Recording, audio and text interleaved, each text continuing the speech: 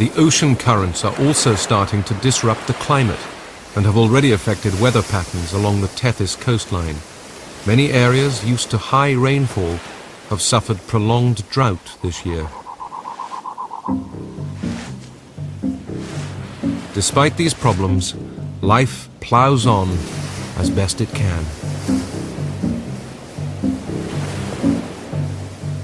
But the drought can have some pretty nasty side effects. This is Androsarchus, a huge carnivore as tall as a horse and weighing close to a ton. Normally he wanders inland in search of food, but the drought has driven him onto the beach. Bad news for the exhausted turtle struggling back to the water after a night laying eggs. At first the Androsarchus seems a little unsure of what to do with these curious shelled creatures. He is more used to picking over the carcasses of giant herbivores. Despite appearances, Androsarchus is not related to modern scavengers like dogs or hyenas. Bizarrely, he has hooves on his feet instead of claws. In fact, his nearest modern relatives are hoofed animals like sheep and goats. He is, in a sense, a sheep in wolf's clothing. He is also the largest mammal carnivore ever to walk the earth. His huge 1-meter-long jaws are designed to crush anything, so the turtle's main defense is of little use.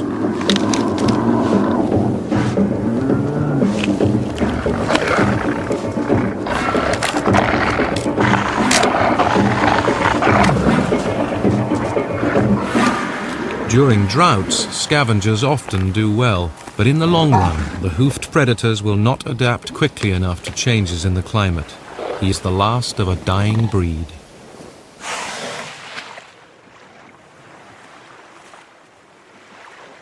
Months have passed, and the erratic ocean currents have disturbed the fish stock so much that the female Basilosaurus is searching for food hundreds of miles from her usual hunting grounds. 4 months pregnant, her situation has become critical.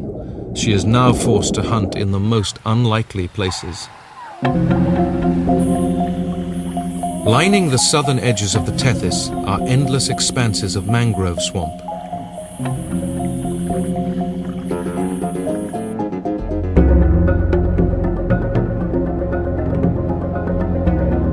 In the Eocene, it's a vast, thriving network of waterways.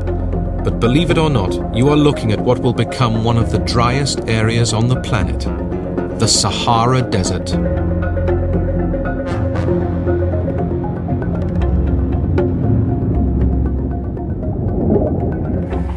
It's hardly a classic hunting ground for an ocean-going whale, but she is desperate, and there is prey here of a sort. In the labyrinth of tidal channels, her size is a real handicap, but hunger draws her in. Watching from the branches above are primates. These are apidium that live in highly social groups, and word quickly gets around when a threat is spotted.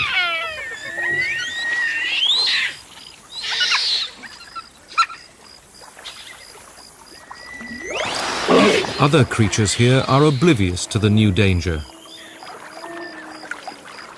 The amphibious mammal Miratherium is too large to be bothered by the usual predators, such as crocodiles, so they ignore the chattering primates and return to the business of eating. The apidium move away from the channel and continue through the mangroves looking for fruiting trees.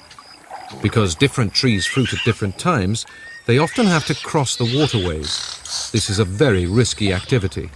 There are sharks and crocodiles to worry about, and now there is a whale as well.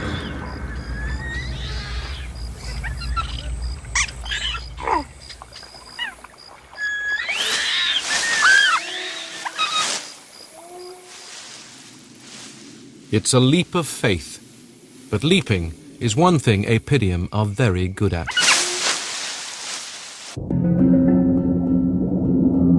The whale is frustrated for the moment.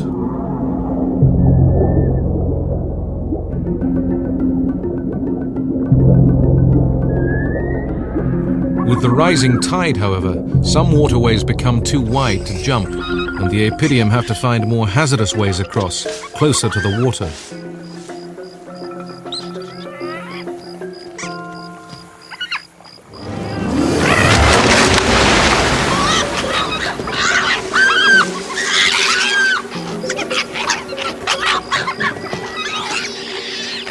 Today their nightmare came true. It was a shark. They certainly won't cross now. They'll have to wait for the tide to go down.